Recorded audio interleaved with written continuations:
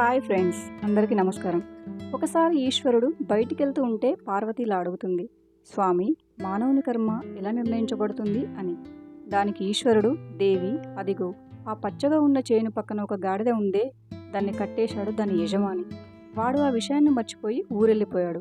దానికి ఇంకా గింజలున్నాయి, నేను దాని తాడు విప్పి వస్తానుండు అని వెళ్ళి దాని తాడు విప్పాడు ఈశ్వరుడు.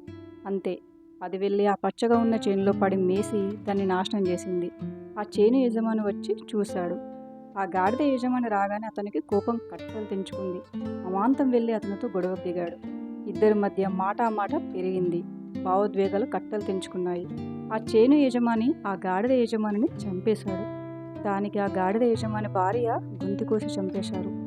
దాన్ని చూసిన ఆ గాడిద యజమాని భార్య తమ్ముళ్ళు విపరీతమైన కోపంతో వెళ్ళి ఆ చేను యజమాని కొడుకులను ఇద్దరిని చంపేశాడు. దానిని చూసిన పిల్లల మేనమామ వచ్చి ఆ గాడిద యజమాని భార్య తమ్ముళ్ళిద్దరిని గొడ్డలతో నరికేశాడు.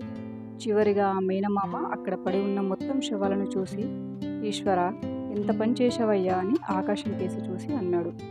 దానికి ఈశ్వరుడు ప్రత్యక్షమై, నేనేం చేశాను నాయనా, నేను కేవలం గాడిదను కట్టేసిన తాడు మాత్రమే విప్పాను. కానీ మీరు మీలోని రాక్షసత్వానికి తాళ్ళు విప్పుకున్నారు, మీ లోపల గుణాలకు తాళ్ళు విప్పుకున్నారు. విప్పుకోవడం వల్ల జరిగింది. ఇక్కడ చచ్చిపడి ఉన్న వాళ్ళందరూ వాళ్ళలోని మాయకు, రాక్షసత్వానికి తాళ్ళు విప్పుకోవడం వల్లే జరిగింది. దీనికి నాకు ఏ సంబంధం లేదు అని వెళ్ళిపోయారు. ఇదంతా గమనిస్తున్న పార్వతిని చూసి, దేవి, నీ ప్రశ్నకు సమాధానం దొరికింది కదా అని అడిగారు ఈశ్వరుడు. పార్వతి నివ్వెరపోయింది. దేవుడు ఏ కర్మను తగిలించడు. ఎవనికి వాడు నిర్మించుకున్న కర్మచక్రం నుంచి వాడే బయటపడాలి. రాక్షసు తాళ్ళు విప్పుకున్నంతసేపు, మాయకు తాళ్ళు విప్పుతున్నంతసేపు కర్మ నిర్మాణం జరుగుతూనే ఉంటుంది. అందుకే అర్థం చేసుకున్న వారికి చేసుకున్నంత మహదేవ అంటారు. Thank you for watching. Please like and share.